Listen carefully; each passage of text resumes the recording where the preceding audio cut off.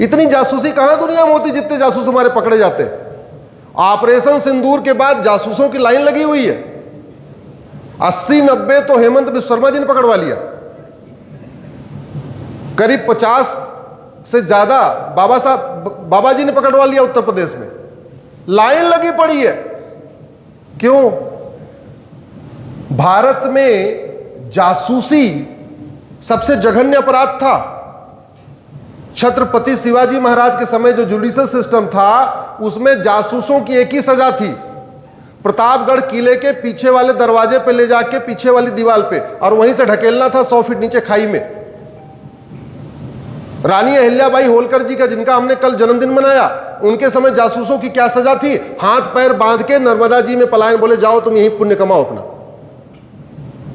और हम जासूस को पकड़ते हैं, फिर तारीख पे तारीख। जासूस कोई सबूत छोड़ेगा क्या? नहीं छोड़ेगा। पुलिस बेचारी परेशान, सबूत कहां से ले आए?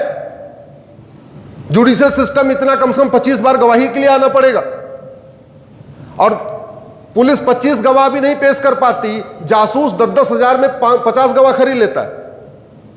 क्यों?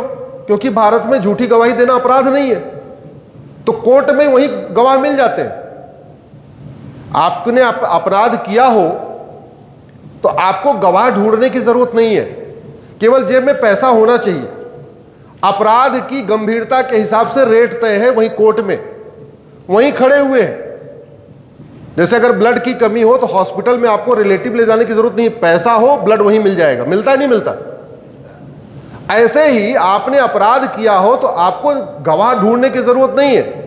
बलात्कार किया हो 1 लाख रुपए मिल जाएगा, वहीं कोर्ट में खड़ा खड़ा मिल जाएगा। चोरी लूट झपटमारी किया हो 10-10 हजार में गवाह मिल जाएगा। और गवाही कैसी देगा? इनको मैं पिछले 20 साल से जानता हूं, जिससे आप कभी मिले नहीं हो, क्या लिख के देगा एफिडेविट पे? इनको 20 साल से जानता हूं। और जब ये पुलिस कह रही है चोरी किया, उस समय तो हमारे घर में बैठ के खीर खा रहे थे। क्यों? क्योंकि हमारे देश में चीटिंग, फ्रॉड, फोर्जरी और परजरी सीरियस क्राइम नहीं है। क्योंकि हमारे देश में झूठी गवाही देना गंभीर अपराध नहीं है। तो झूठी गवाही चल रही है। अब झूठी गवाही चल रही है तो मुकदमा लंबा चल रहा है। जो अपराधी है वो 50 गवाह खड़ा कर देता है 10,000 20,000 रुपए में ले आके खरीद के, तो लंबा मुकदमा। तो भारत में जितनी समस्याएं हैं इसमें से कोई लाइलाज नहीं है, इसमें से कोई विश्वव्यापी नहीं है। आप लोग ला के स्टूडेंट्स बैठे हुए हैं, यहाँ ला की फैकल्टीज भी बैठी हैं। एक बार इस पे गंभीरता के साथ चिंतन करना कि भारत की ऐसी कौन सी समस्या है जो पूरी दुनिया में है। भारत की ऐसी कौन सी समस्या है जो लाइलाज है। भारत की ऐसी कौन सी समस्या है जो चीन, जापान, सिंगापुर में भी है। भारत की ऐसी कौन सी समस्या है जो अमेरिका, रूस, जापान में भी है। भारत की ऐसी कौन सी समस्या है जो Arab, Dubai, Kuwait, Abu Dhabi, Bahrain में भी है? नहीं है। और नहीं है इसका मतलब समस्या लाइलाज नहीं है, हमारे यहां चल रही है। इसका मतलब यह हुआ दवाई गड़बड़ है। क्योंकि बीमारी डॉक्टर ठीक नहीं करता, बीमारी कौन ठीक करता है? जोर से बोलिए जरा। दवाई। बीमारी डॉक्टर ठीक नहीं करता, बीमारी कौन ठीक करता है? दवाई।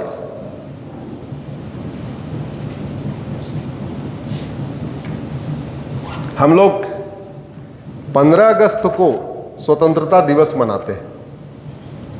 सब लोग मनाते हैं। स्वतंत्र मतलब इंडिपेंडेंट। अभी आज आप लोग तो यही बोलोगे स्वतंत्र मतलब। मैं ये नहीं पूछ रहा हूं अंग्रेजी में क्या बोल, मैं पूछ रहा हूं स्वतंत्र का मतलब हिंदी में बताओ। स्वतंत्र।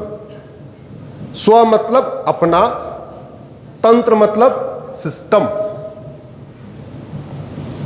1947 से 2025 हर साल स्वतंत्रता दिवस मना रहे हैं। मुझे ये बताइए कि कौन सा तंत्र हमारा है? पुलिस सिस्टम हमारा है क्या? जोर से बोलिए जरा, आवाज नहीं आ रही, जोर से बोलिए। पुलिस सिस्टम हमारा है क्या? जुडिशियल सिस्टम हमारा है क्या? एडमिनिस्ट्रेटिव सिस्टम हमारा है क्या? टैक्स सिस्टम हमारा है क्या? इलेक्शन सिस्टम हमारा है क्या? एडमिनिस्ट्रेटिव सिस्टम हमारा है क्या? लीगल सिस्टम हमारा है क्या? इसका मतलब स्वतंत्र हुए हैं, ये बात पूर्ण सत्य नहीं है, ये अर्ध सत्य है। दूसरा, संविधान के प्रियम्बल का जो पहला शब्द है वो क्या है? सोवरिन लिखा है ना, we the people of India. कैसा भारत बनाएंगे? सोवरिन। सोवरिन को हिंदी में क्या कहते हैं? संप्रभु। संप्रभु का मतलब न गुलामी का नाम हो, न गुलामी का निशान हो, न गुलामी की कुरीतियां हो, न गुलामी की कुप्रथाएं हो, न गुलामी की व्यवस्था हो। संप्रभु है भारत। क्या? जोर से बोलिए जरा। भारत की राजधानी है दिल्ली। किसने बसाया था? महाभारत देखा होगा तो आपको पता होगा किसने बसाया था? युधिष्ठिर ने। वो खांडव प्रस्थ था, दुर्योधन बदमाश था, सारा उपजाऊ वाला जमीन अपनी तरफ ले लिया, जो यमुना जी के पूर्व वाला एरिया था। यमुना जी के पश्चिम वाला जो कंकड़ पत्थर वाला पथरीला एरिया था, जिसको खांडव प्रस्थ कहते थे, उसने बोला ये तुम ले लो। बड़ी मेहनत किया उन्होंने, पांचों भाइयों ने मिलकर खूब मेहनत किया, कई साल मेहनत किया। ये जमीन भी पहले कंकड़ पत्थर रही होगी, बिरला जी ने काम शुरू किया होगा, उसके बाद भाई साहब ने काम शुरू किया होगा। ये जैसा आज दिख रहा है ऐसा पहले रहा होगा क्या? जोर से बोलिए जरा। अपने आप ऐसे हो गया होगा क्या? नहीं, तो बड़ी मेहनत किया होगा। तो मेहनत किया तो इसका नाम पड़ गया सरला बिरला यूनिवर्सिटी। पढ़ना भी चाहिए। बिरला परिवार ने इसकी नींव रखी तो नाम किसके होना चाहिए? बिरला जी के, उन्हीं के परिवार पे किसी का होना चाहिए। तो खांडव प्रस्थ को इंद्रप्रस्थ किसने बनाया? जोर से बोलिए। युधिष्ठिर ने। तो इंद्रप्रस्थ में सड़क मोहल्ले गलियों का नाम किस पे होना चाहिए? पांडव के परिवार पे। भारत की राजधानी दिल्ली, जिसको युधिष्ठिर ने बसाया अपने परिवार के साथ मिलके, भाइयों के साथ मिलके, अर्जुन भीम नकुल सहदेव के साथ मिलके, वहां पे युधिष्ठिर रोड नहीं है, भीम रोड नहीं है, नकुल रोड नहीं है, सहदेव रोड नहीं है, कुंती रोड नहीं है, माद्री रोड नहीं है, अभिमन्यु रोड नहीं है, द्रौपदी रोड नहीं है। भाई साहब तो रहते इंडिया गेट के सर्किल, भाई साहब Babar road, Humayun road, Tughlaq road, Lodhi road, Shahjahan road, जिनका दिल्ली से कोई लेना देना नहीं और जिन्होंने उन सड़कों को बनाया भी नहीं। एक बार उन्होंने बनाया होता चलो मान लेते, भैया शाहजहां आके यहां मिट्टी तोड़ के गया था, खुदाई उदाई करवाया था, शाहजहां रोड समझ में आता। सारी की सारी सड़कें 1940, 50, 55, 60 के दशक में बनी है वहां पे। ये जो बाबर, हुमायूं, तुगलक, गजनी, गोरी, खिलजी के नाम पे वहां जो सड़कें चल रही हैं, इसको उन्होंने बनवाया नहीं था। आधी अंग्रेजों ने बनवाया था, आधी कांग्रेस ने बनवाया।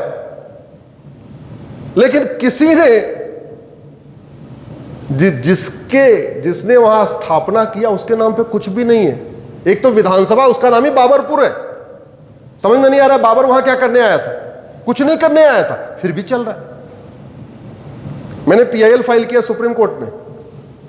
हमने कहा साहब एक नेमिंग कमीशन बनाइए और इन नामों को बदलवाइए।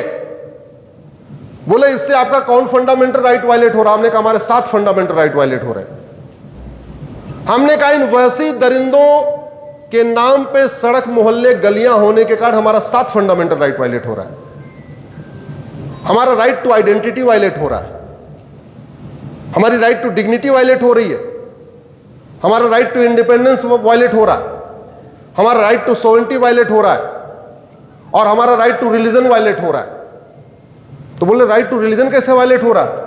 हमने कहा राइट टू रिलीजन इसलिए वायलेट हो रहा है कि जिन स्थानों का वर्णन कुरान में है वो सारे स्थान उसी नाम से पाए जाते हैं, इसलिए कुरान में लिखी हुई बात को लोग सही मानते हैं। जिन स्थानों का वर्णन बाइबिल में है वो सारे स्थान उसी नाम से पाए जाते हैं, इसलिए बाइबिल में लिखी हुई बात को लोग सही मानते हैं। और जिन स्थानों का वर्णन हमारे महाभारत में है, रामायण में है, रामचरितमानस में है, हमारे वेद में है, हमारे पुराण में है, हमारे उपनिषद में है, उनको मैं ढूंढता हूं भारत के नक्शे पर, हमको कहीं मिलता ही नहीं है। भगवान कृष्ण ने 5 गांव मांगे थे। पहला इंद्रप्रस्थ, वो क्या बन गया? दिल्ली। दूसरा तिलप्रस्थ, फरीद खान नाम ने उसको, फरीद खान ने उसको फरीदाबाद बना दिया। तीसरा गांव सोनप्रस्थ, सोनीपत हो गया। चौथा गांव पानप्रस्थ, वो पानीपत हो गया। पांचवा गांव गजप्रस्थ, गाजी खान ने उसको गाजियाबाद बना दिया। अब मैंने कहा मैं ये 5 गांव भगवान कृष्ण वाले ढूंढ रहा हूं, उनको जिस भारत के नक्शे पे मिल ही नहीं रहे। महाभारत में मैं पढ़ता हूं कि हां पांचाली पांचाल में पैदा हुई, लेकिन मैं पांचाल को ढूंढ रहा हूं, मुझे नहीं मिल रहा है, क्योंकि फर्रुख खान नाम के लुटेरे ने उसको फर्रुखाबाद बना दिया। हमारा जमनगरीपुरम को जौना खान ने जौनपुर बना दिया।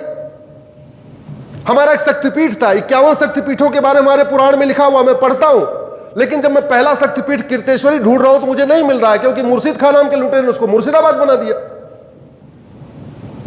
हमारा शक्तिपीठ विंध्याचल, विंध्यवासिनी देवी का मंदिर, मैं विंध्यवासिनी नाम के स्थान से ढूंढ रहा हूं, कोई स्थान ही नहीं मिल रहा है, क्योंकि वहां मिर्जा खान नाम के लुटेरे ने उसको मिर्जापुर बना दिया। ये संविधान ने जो हमें 7 फंडामेंटल राइट दिए, आर्टिकल 21 में दिया, आर्टिकल 25 में दिया, आर्टिकल 26 में दिया, आर्टिकल 29 राइट टू कल्चर, हमने कहा हमारा राइट टू कल्चर वायलेट हो रहा है। संविधान का इंटरप्रिटेशन भारत के हित में करना चाहिए या बाबर, हुमायूं, तुगलक, गजनी, गोरी के हित में करना चाहिए? जोर से बोलिए जरा। भारत के हित। यह संविधान हमारे लिए बना है, भारत की संस्कृति के लिए बना है, भारत की एकता अखंडता के लिए खतरा है। यह भारत को बर्बाद करने के लिए नहीं बना है। यह संविधान अरब, दुबई, कुवैत, बहरीन का नहीं है। यह संविधान यूरोप, अमेरिका का नहीं है। संविधान भारत का है, और भारत का है तो भारत को एक स्वतंत्र और संप्रभु राष्ट्र बनाने के लिए बना हुआ है। दुर्भाग्यवश भारत आज भी न तो स्वतंत्र है न तो संप्रभु है। एक और झूठ हम लोग बार बार बोलते हैं। तो पहला झूठ जो हम लोग आमतौर पे बोलते हैं कि भारत स्वतंत्र है। दूसरा झूठ हम आमतौर पे बोलते हैं भारत सॉवरिन है, संप्रभु है। अच्छा, संप्रभु के मामले में याद आया, एक मेरी और PIL चल रही है। अब की बार आप लोग एयरपोर्ट पे जाना तो जहाज में बैठने से पहले देखना जहाज के ऊपर लिखा क्या है। जहाज के ऊपर लिखा है VT। VT का मतलब होता है विक्टोरिया टेरिटरी।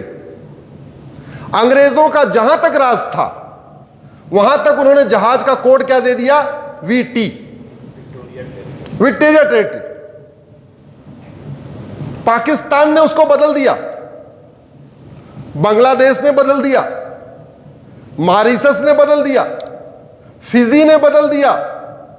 जैसे ही लोग स्वतंत्र हुए सबने पहला काम क्या किया? VT को हटाया। हमारे नीति निर्माता परम पूज्य महान आदरणीय पंडित जी, चाचा जी, उनको विदेशी नाम इतना प्रिय था, उनको विक्टोरिया से इतना लगाव था, वो VT लेके बैठे रहे। और अब सर आपको VT चलाना ही पड़ेगा। क्यों? क्योंकि जो कोड होता है वो 2 लेटर का होता है। तो भारत के लिए 2 ऑप्शन था। भारत या तो BT ले ले, भारत टेरिटरी, या BH ले ले, भारत का पहला 2 लेटर।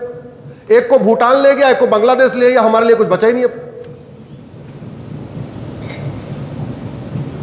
मैंने PIL फाइल किया तो पहली बात तो जज साहब हंसने लगे, बोले कहां कहां से खोज के लाते हैं।